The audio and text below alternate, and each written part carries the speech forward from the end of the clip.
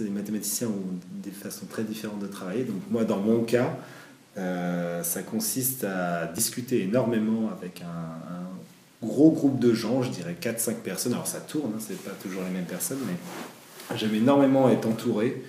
Et on se pose dans ce bureau, on discute. En général, j'aime pas trop qu'on ait un sujet précis sur lequel on va travailler vraiment toute la journée. Donc souvent, on repasse sur quelque chose sur lequel on avait discuté une semaine avant. En commençant à discuter de ça, on se rend compte d'autres choses et puis on part dans une direction qu'on n'aurait jamais imaginée, etc.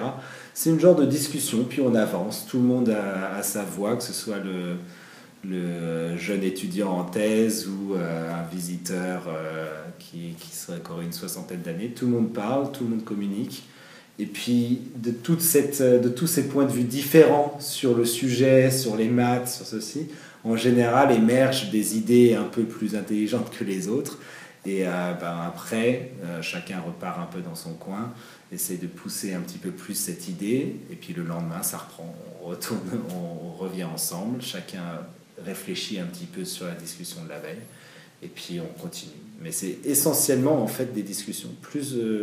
Je dirais que la moitié de mon temps facilement consiste à être assis avec des gens à discuter de maths. En fait. Le financement donc de l'IHES et de Paris-Saclay, ça permet d'avoir effectivement des post-docs, des étudiants en thèse. Ça permet d'inviter beaucoup de gens à venir.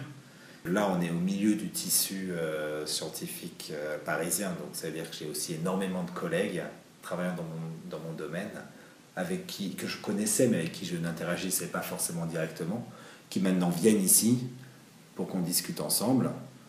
Et ça, c'est quelque chose qui permet en fait de démultiplier le nombre de personnes avec qui je collabore. Là, en 4 mois, ça a complètement explosé. C'est presque un petit peu inquiétant parce qu'après, il va falloir écrire les articles.